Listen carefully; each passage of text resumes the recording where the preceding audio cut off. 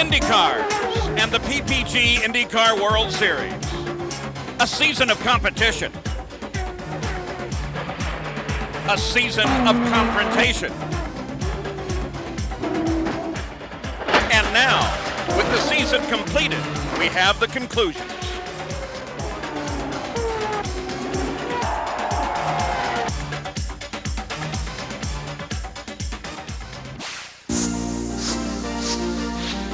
ESPN Speed World takes a look back at a great year in the IndyCar with a 1996 IndyCar rearview mirror.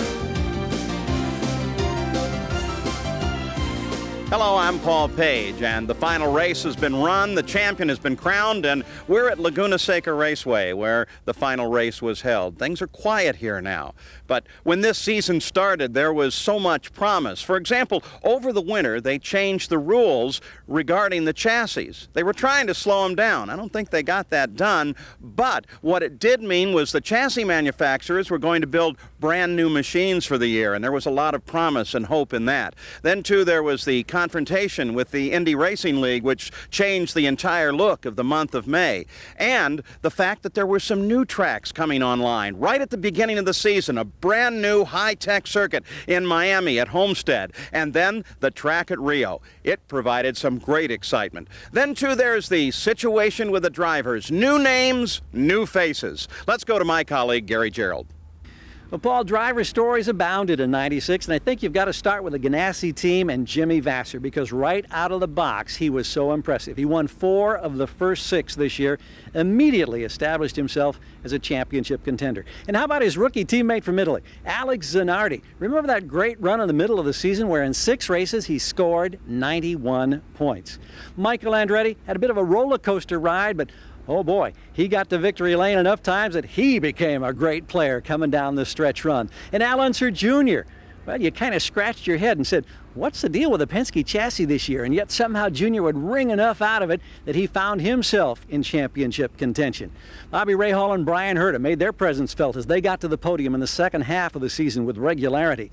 And the Tasman drivers, Andre Ribeiro, Adrian Fernandez, both winners. Gilles de Ferran for Jim Hall in his final year of IndyCar racing, getting the victory at Cleveland and having heartbreak. His victory was snatched away at Long Beach, and another tough ride at Elkhart Lake that spoiled his championship hopes. And a rookie driver, Greg Moore, firmly establishing credentials that will make him a superstar in this sport before too many more years go by. Yeah, lots of driver stories in '96. But the technical side, well, let's check in with Jan Bikas. There's been a lot of talk in 1996 about the package. Of course, the package being a Reynard chassis, Firestone tires, and a Honda power plant. Now consider what Chip Ganassi did coming into 1996. That was a big gamble because, quite frankly, Firestone, although they won 1 race, we did not know how they were going to perform on road courses and on street circuits. And the Honda power plant, although they had 1 pole position and a win with Andre Ribeiro, that was not proven yet for an entire season. But we found out right away at the very first race of the season that Chip Ganassi's choice of tires, chassis, and engine turned out to be the one everyone will be chasing for 1996. Well, Jan, the package did reward Jimmy Vasser with a championship. He also completed every race. First time that a PPG IndyCar World Champion has accomplished that. Additionally, as we look at the championship points, it was the closest top 10 battle in the history of the PPG Championship. Alex Zanardi led the most laps with 610. Jimmy Vasser only led 162, but he was there where it counted. When we come back, we'll take a look at Marlboro Team Penske and talk with Andre Ribeiro and Michael Andretti.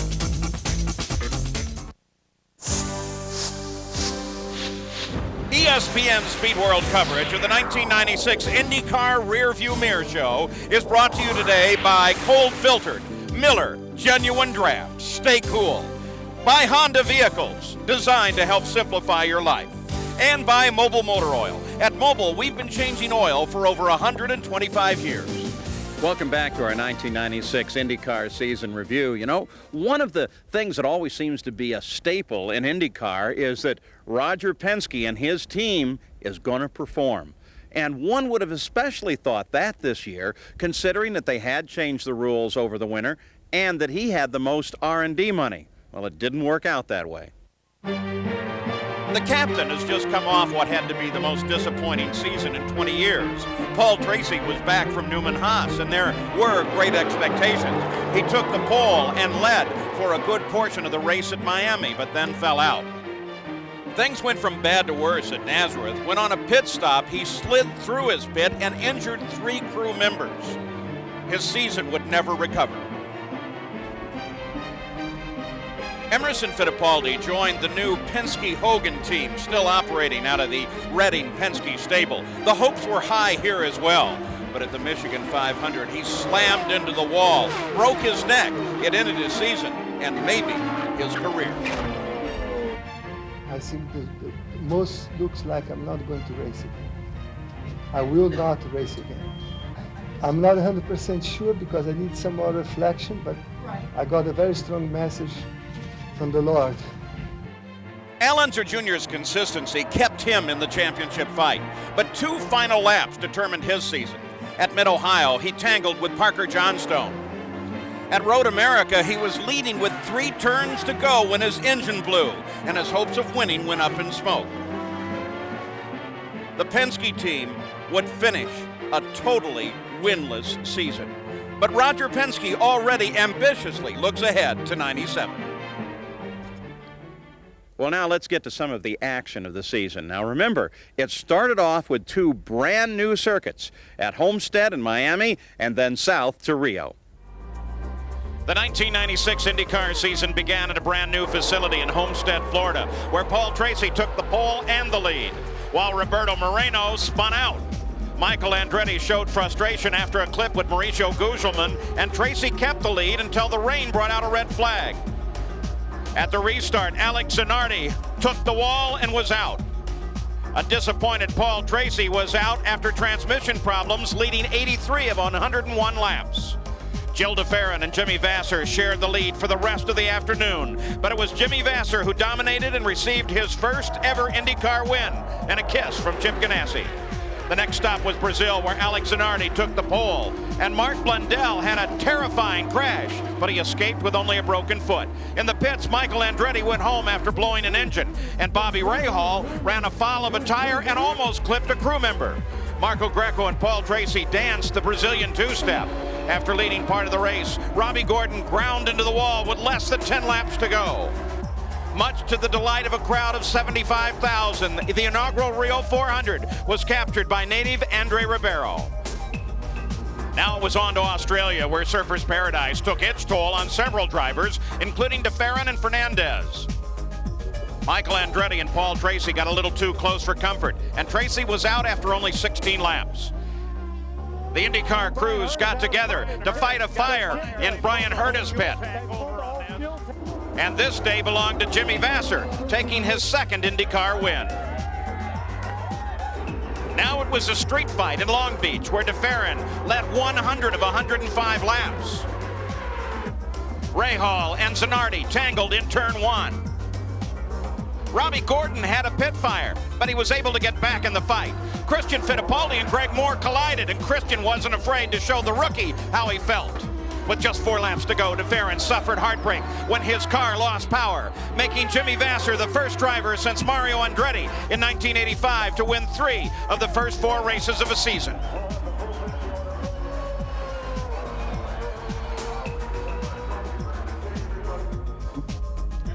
On to the oval at Nazareth, where Paul Tracy set a record lap in qualifying, looking for his first win of the season. Under probation for rough driving, native son Michael Andretti stalled in the pits and lost valuable time. In the Penske pit, the team had a terrifying moment as Paul Tracy hit the wall, scattering his crew, but luckily no one was seriously injured. After serving a penalty for running over an air hose, all chance of victory was gone. Robbie Gordon brushed the wall and was out, and Michael Andretti took home his first win of the season, tying with Al Unser Jr. as the winningest active IndyCar driver. But perhaps the biggest moment of the early races was in Brazil, Jan. Without question, the award to the most excited fans have to go to those in Brazil who were cheering on Andre Ribeiro. Tell me what it's like to be a Brazilian and to win the very first race down under. Very difficult to say. It's such a special feeling. because was a lot of new things there. New track, first oval, first IndyCar in Brazil, and to be part of that winning was a fantastic feeling. And I know for all of us who were there at the time, it's exciting for all the spectators and broadcasters alike. Let's go to Gary Gerould. For Michael Andretti, I guess you can successfully use that term roller coaster ride, because that's really kind of the way this season has unfolded. And while you've been able to get to victory lane on numerous occasions, there were times when the disappointment was really hard to deal with. How tough was it early in the season in particular? Very tough. I mean, I think the first 4 races were just in great pain. You know, I think we knew we had a car that could do well. We were in positions to win races, but we had all different types of problems, and it was getting very frustrating. And I think the low was after Long Beach, you know, when you know, we were put on probation and the whole bit. You know, it just we didn't know what the heck we needed to do to get ourselves to finish a race without problems, and then came Nazareth and turned everything around for us. When you consider the probation, when you consider the disappointment of not being able to finish some of those early races, and then you consider that you got yourself into championship contention, is there a special satisfaction that makes this year special in your great career? No question about it. I think this is a real special year. You know, I think this year showed, I think our team showed a lot of character. I really do. I mean, I think we were as low as you can almost get, and we were still digging ourselves out of holes, and we've won 5 races with probably a package that isn't the optimum package out there, so I'm very proud of what we've done this year. Despite that struggle, Michael is now the winningest active IndyCar driver. When we come back, we'll talk with Christian Fittipaldi and Alex Zanardi.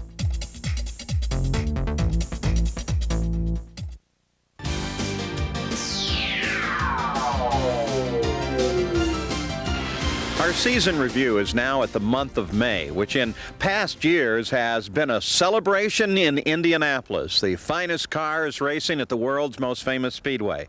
But the ongoing conflict between the Indy Racing League and IndyCar stopped all that this year. Early on, IndyCar indicated that they would run a competitive race on the Memorial Day weekend.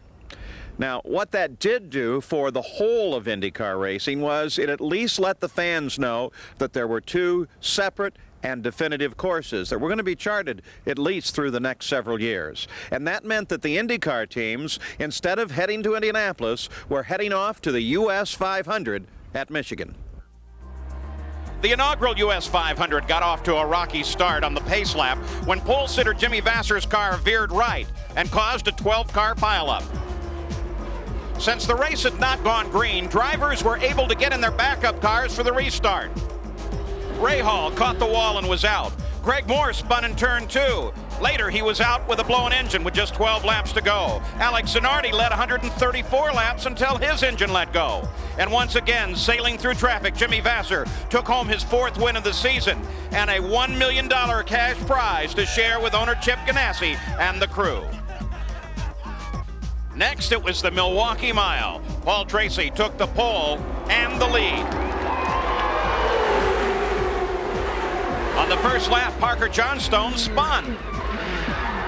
But he touched nothing and continued on. After 38 laps, Tracy was passed by Michael Andretti. Then Raul Boesel caught the wall hard but was not injured. Al Unser Jr. got by Andretti for the lead on lap 158. Greg Moore spun, bringing out a caution with just 4 laps to go. And Michael Andretti was able to gain on Little Al for the restart. Andretti was victorious and surpassed Al Unser Jr. for career wins. Detroit started in rain with Pruitt on the pole, but the Firestone tires on the front 5 couldn't hold in the wet. Christian Fittipaldi moved up to take the lead.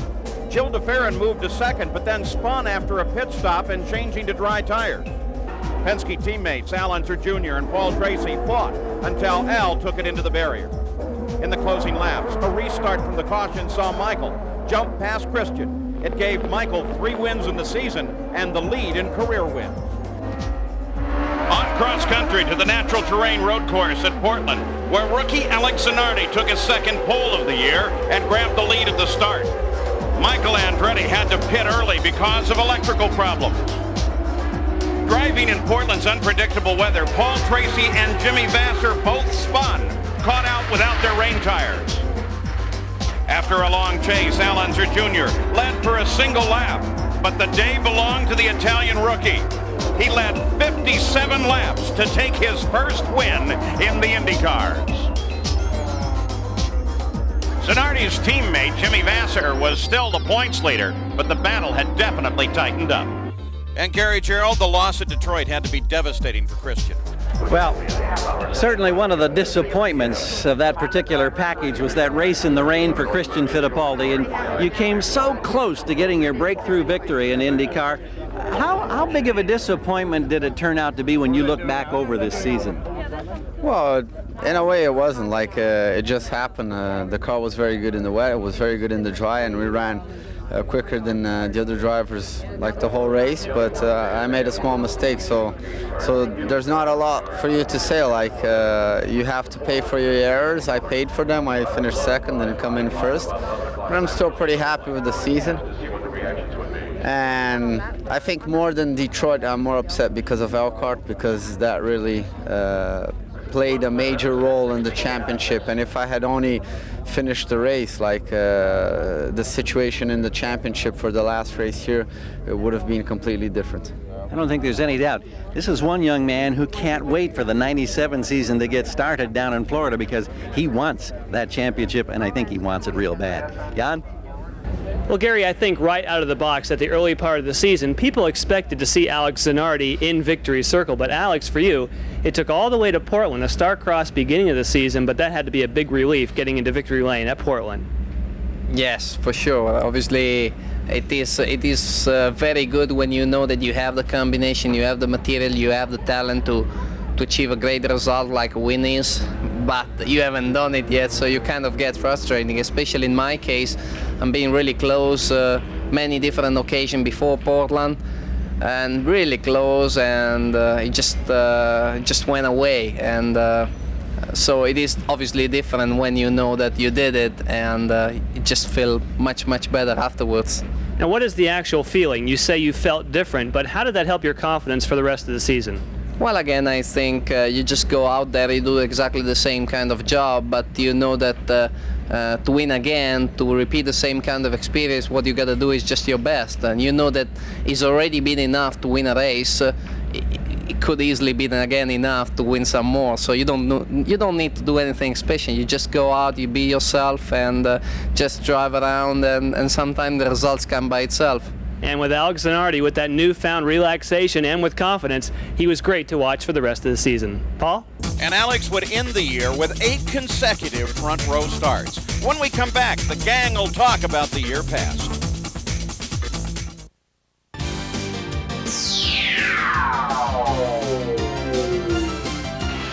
You know, the end of the season is a time that we can all go back, look, talk about some of the things that really have been discussed all season long.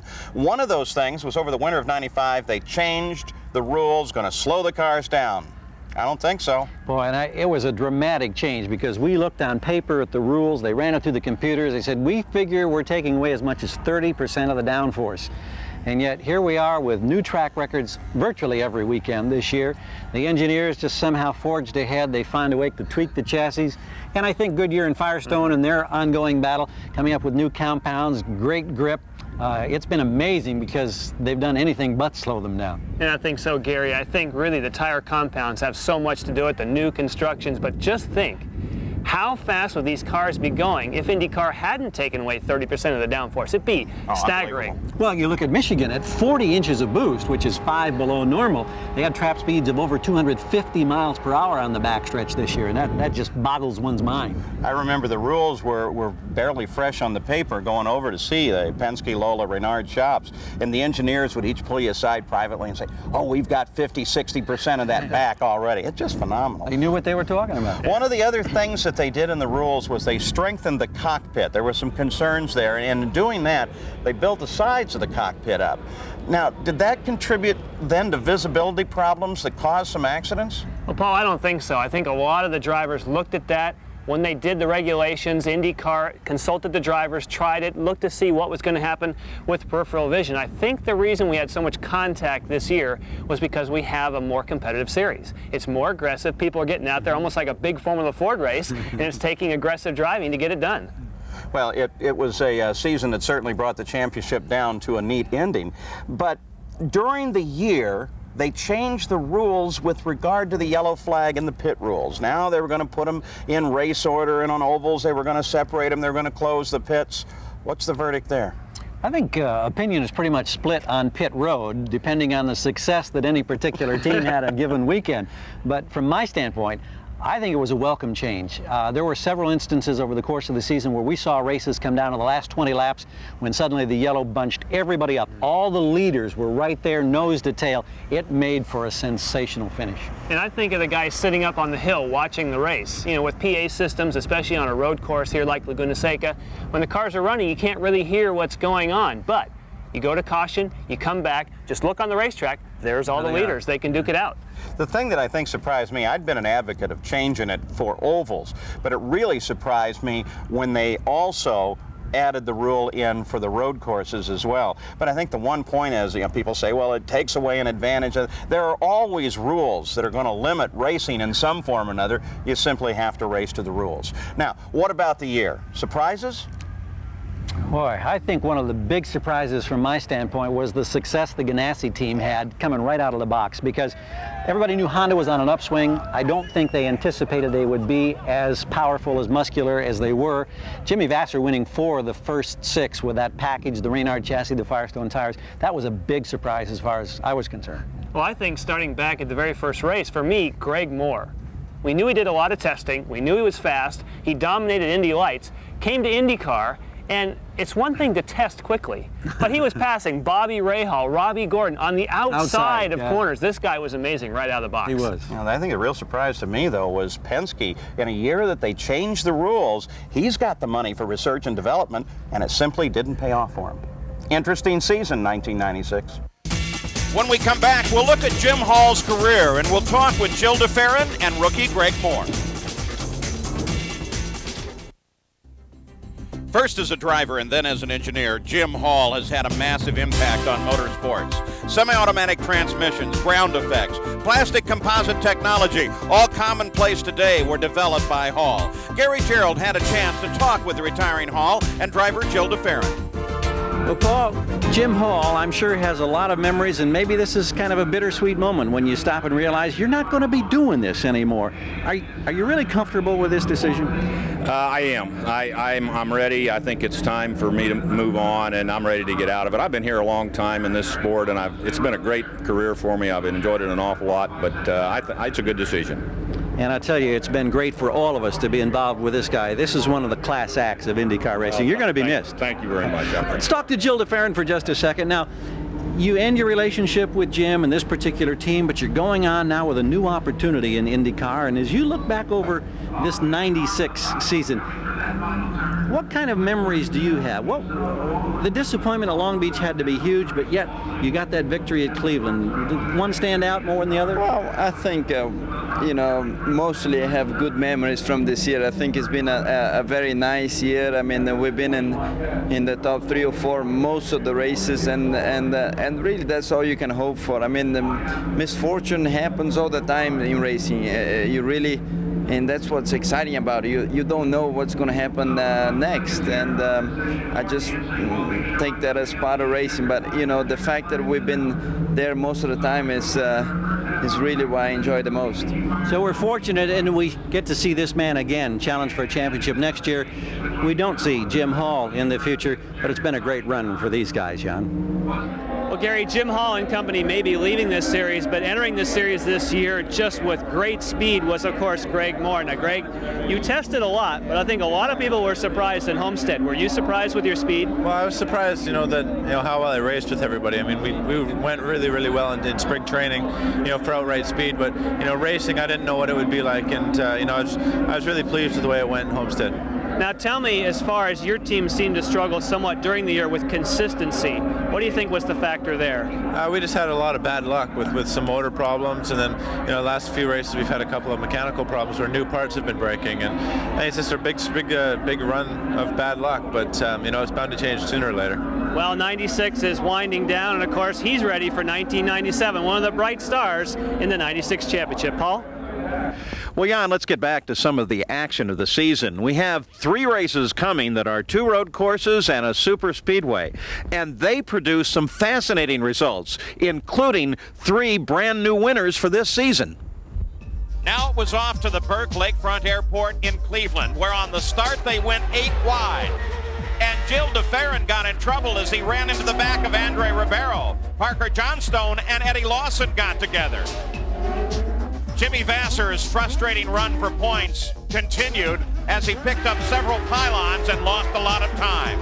Now it became a battle between Alex Zanardi and Gil de Ferran. But de Ferran made the run on 2 pit stops, while Zanardi took 3. That was the difference in the win, as Gil de Ferran took the 2nd win of his IndyCar career and the 1st of this season.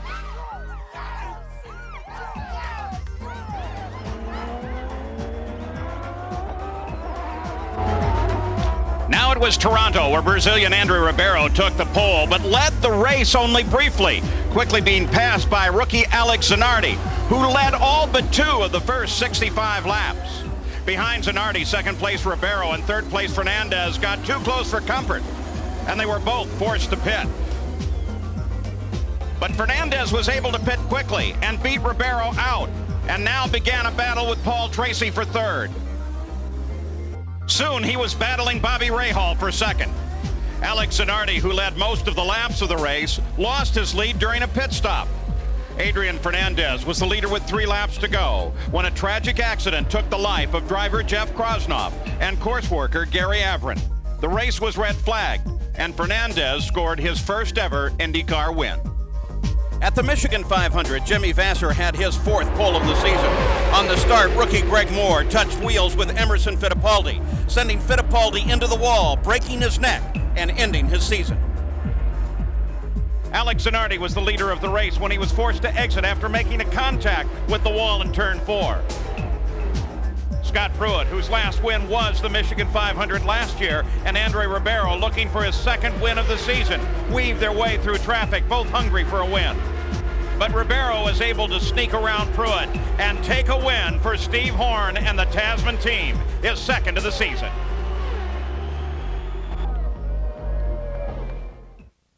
Well, the 2 deaths at Toronto devastated the entire racing community. It's one thing to say that racing is a risky business and that the risks in this business are accepted by drivers, crews, and certainly the corner workers.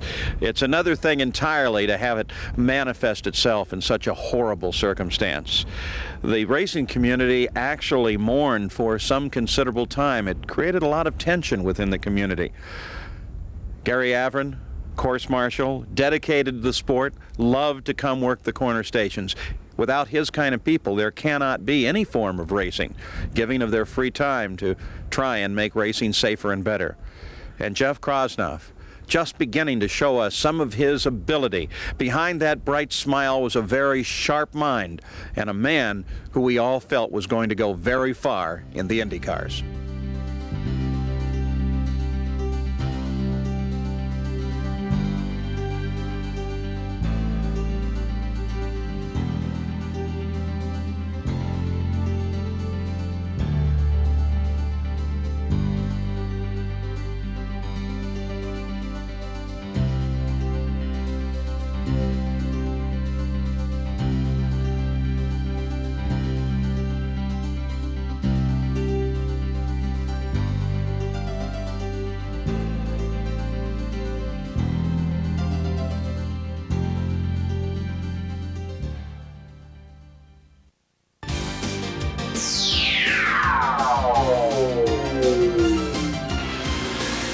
Well, 1996 was a breakthrough year for this driver. Adrian Fernandez, you get your first IndyCar victory. How significant in your career development was the win in Toronto? It's been a very, very important factor in my career, and especially for Mexico. You know, joining the Tasman team has been a key element for me to be able to win this race, and hopefully this new team and this new junction is going to make us even better for the future.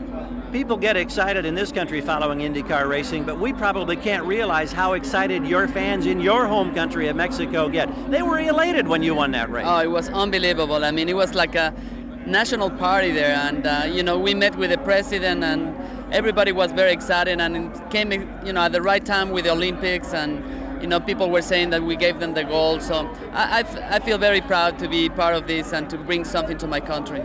Always exciting, Paul, when you can add a new name to the list of winners in IndyCar. Thanks, Gary. Well, Danny, we can look now back at the season and talk about all the greats. There's so much to talk about. For example, we saw a couple of new racetracks. We're going to see more next year. Well, we did. Miami, which is supposed to be the Indianapolis of the South, beautiful facility down there. And, of course, Rio, which I thought was just a tremendous racetrack. Very exciting racing, long straightaways, tight corners. They actually had to brake in there. They called it an oval. But it was almost like watching a Formula Ford race. I mean, it was so exciting, a lot of passing. At Miami, I think one of the interesting things is they're going to make some changes for next year to help even improve the whole situation of passing in the corners. So that's neat. Now, races. What one did you like the best? I got to tell you, I really enjoyed the race at Rio. I didn't expect it to be that good. I expected the roughness to be a problem, and the guys accommodated it, drove around it, and it made a spectacular race. Well, it was good, but one of my all-time favorites is always Milwaukee, and they repaved it, and we always have exciting racing there, and this one was proof of the pudding. It was a fabulous race. Then the championship fight. We watched Jimmy Vasser while he led at all but one point in the season, but we came to Mid-Ohio and to Elkhart Lake, and on the last lap of both those races, the points fight changed. Well, it did. This point fight at the beginning looked like Jimmy was just going to run away with everything, but everybody came back. Michael Andretti had a fabulous year, 5 wins. You know, it's just been tremendous. And Al Unser Jr., we've got to talk about him. Here at Penske, they didn't have a great car, but he carried that car. If he hadn't had that little faux pas at Detroit, he would have scored points. And then if he didn't have that engine failure at Elkhart Lake, he'd have been winning the championship going into the final round at Laguna Seca. Then, too, the package was the big thing all year, but look how everybody came back and caught up to it. I think that speaks to versatility, don't you? It does, and I also think it shows how close and exciting IndyCar racing is. Even though at the beginning of the year it was Firestone's, Honda, Renard, and then look who came back. Ford came back, Lola came back. Everybody was in there for a hunt at the end. I thought it was great. What about drivers? We had some new guys, some spectacular new guys, great fight for the championship. You were issuing the Sully Star all season. What do you think now that it's over? Well, of course, the 2 brightest stars were Zanardi and Greg Moore as rookies. But, you know, Al Unser Jr., Michael Andretti showed their true professionalism, how good they are. Jimmy Vasser. There were so many great runs through that. Gilles de Ferran, Andre Ribeiro. Fabulous racing all season. All in all, the season is over now, 97. What do you think 96 predicted? Well, I think it showed that the parity in the sport, new teams, how close they are. These guys' budgets are good, sponsors are coming in, closest racing, I think, in the world that we've seen. Fabulous, and I think it's only going to get better for 1997. No question about that. Well, Danny, when we come back, we'll take a look at the final races of the season, and we'll talk with Al Unser Jr. and Team Rahal.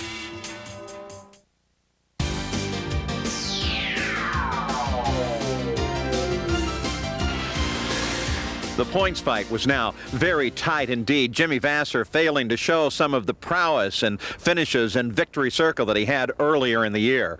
A couple of road courses lay ahead. The Mid-Ohio Sports Car Course and Elkhart Lake, and the final laps at those runs were spectacular. In the rolling terrain of the Mid-Ohio Sports Car Course, Alex Zanardi jumped to the lead at the green flag, while Gilles de Ferran, third in points, slid off the track after bumping with Gugelmin. Robbie Gordon's bad luck continued as Jan Magnussen bumped him.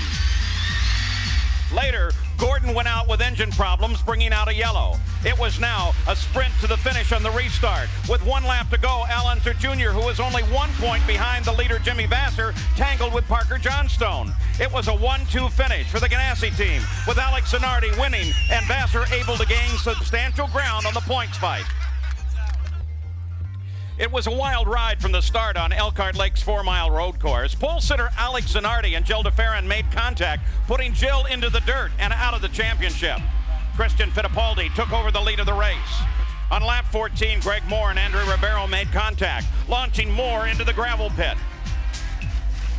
5 laps later, Ribeiro made contact with Mark Blundell and Mauricio Gugelmin. A heartbroken Christian Fittipaldi was running second when his engine blew with just 5 laps to go.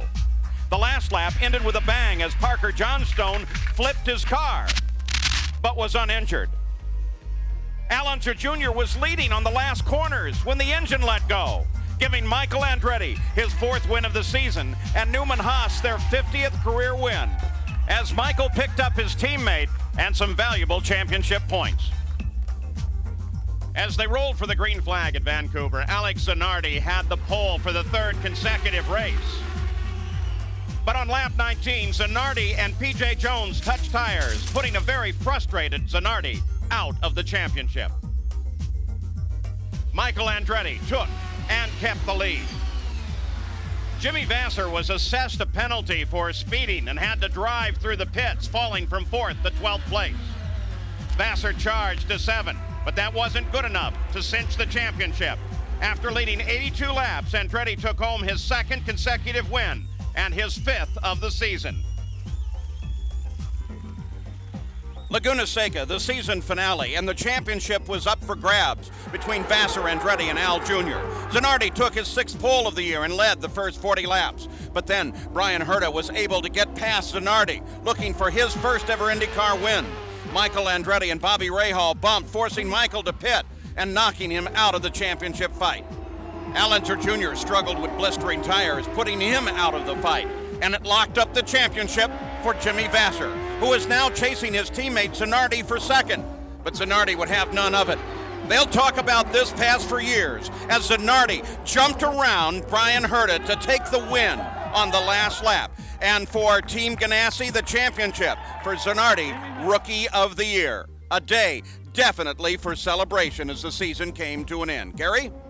Well, a man who's been in so many championship fights in his great IndyCar career, Al Unser Jr., and again in 1996, you found yourself right in the middle of this great dogfight, and yet it seemed like you had to just do anything you could to wring something out of that chassis. It maybe wasn't the best of years for a Penske chassis, but you got an awful lot out of it.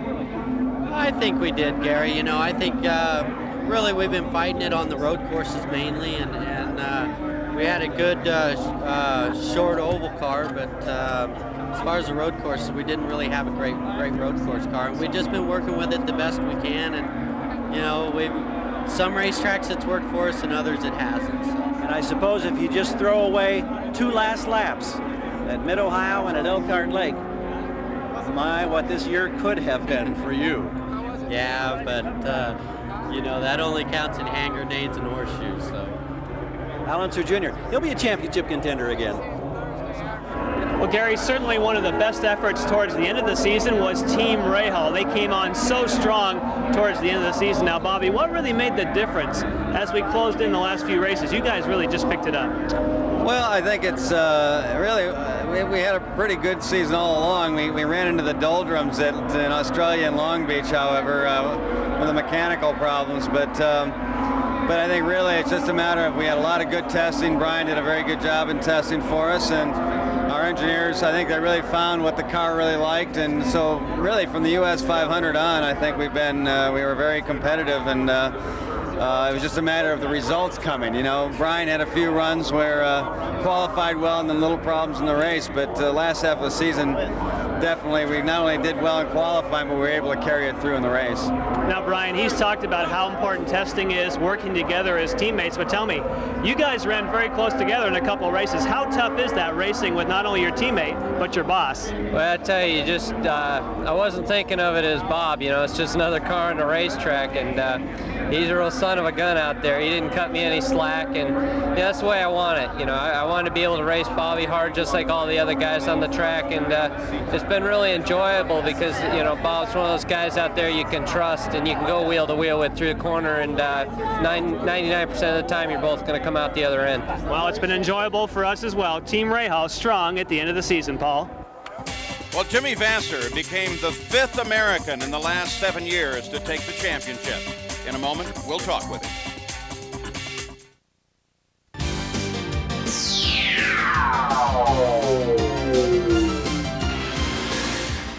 Well, this is what every driver covets right here, and it sets on the side pod of the number 12 car driven by this man, Jimmy Vasser, and we've got a couple of minutes or so to just kind of look back on what has to be a storybook season. What the emotions, because it's all so fresh right now in your mind. What have you been feeling?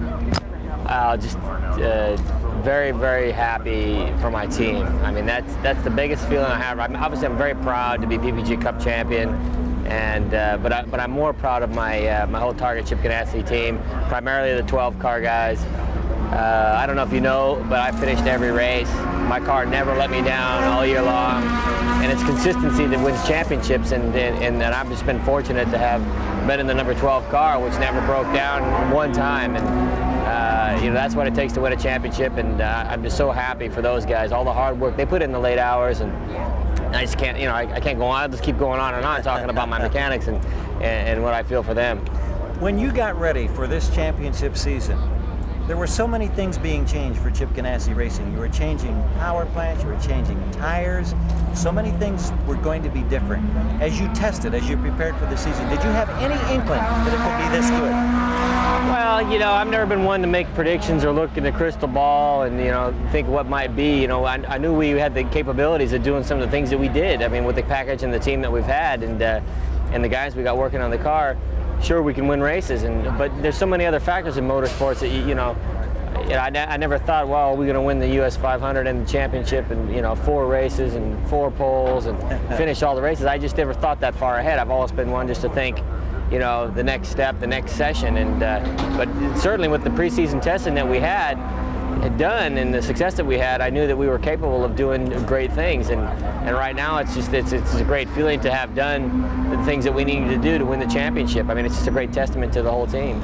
Did the success early in the season, when you won 4 of the first 6, including the US 500, did that create pressure that you as an individual driver felt? No, I've never been one for pressure. I mean, there's built-in pressure every time you get in the race car just to be fast and to do the job and not crash, and all those things that a team owner and a team wants out of their driver. There's enough pressure already built in just to keep your job. So, you know, I'm always out there doing everything I can do, and so I just didn't allow myself to put any extra pressure on myself. Your teammate, a rookie driver, Alex Zanardi, had a sensational season himself. Yeah, he certainly did. How much did he spur you? You know, they asked me that question in the press conference, and it just goes along with my last answer. You know, I can't do any more than I've been doing ever since, you know, I can remember getting in the race car. I put down the shield and I do the absolute best I can every time I get in the car. So, you know, if somebody can spur you on, or if one kind of if one event can make you try harder, then you're not doing your best every time you get in.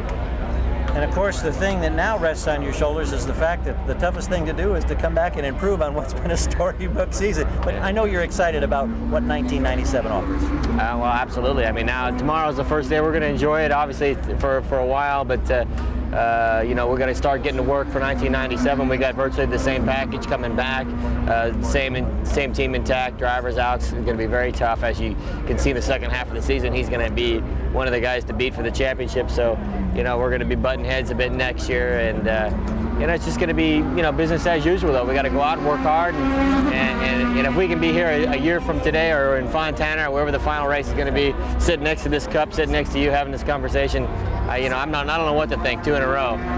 Congratulations, champ. Thanks, Gary. Thanks. For Jimmy, a $3 million season. Some final thoughts in just a moment.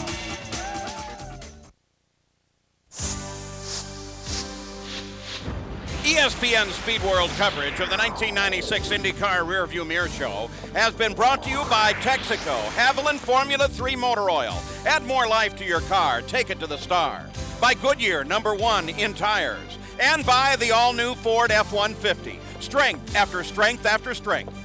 Well, here we are up at the top of the corkscrew at Laguna Seca, the famed twisting turns that run downhill and provide so much excitement during the race. And I think that's really the key to this season in IndyCar, the excitement, the last-minute excitement where we saw not one but several races determined at the last minute. The championship going to the final race of the season as a three-way battle.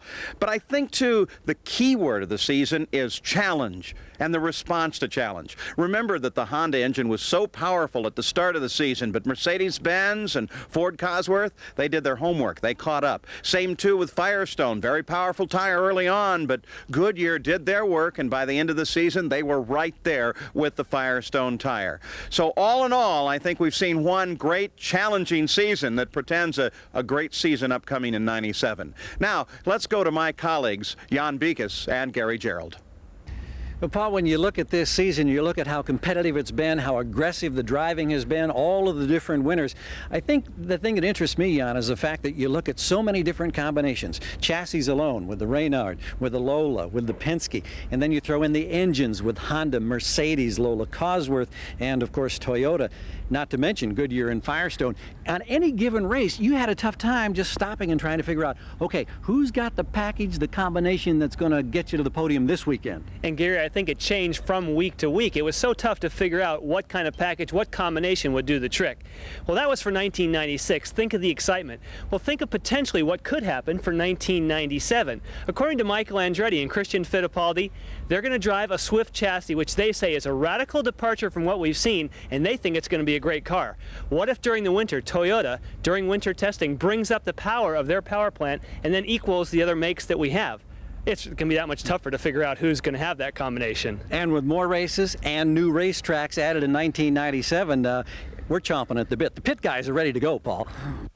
Yeah, I think we're ready as well, Gary. It took over 3,000 miles to come up with these numbers. Alex Zanardi and Greg Moore in the battle for the Rookie of the Year, both finishing in the top 10. United States once again takes the Nation Cup over a closely fought battle with Brazil. And then in the Manufacturers Championship, Honda took the win at Vancouver. And in the Constructors Championship, all the way to the end of the season with Renard finally scoring the victory. So 16 races and 3 continents later, Jimmy Vasser, at age 30, becomes the first driver in PPG IndyCar World Series history to capture the PPG Cup without ever having won a victory in the previous seasons. Congratulations to Jimmy and to Target Chip Ganassi Racing.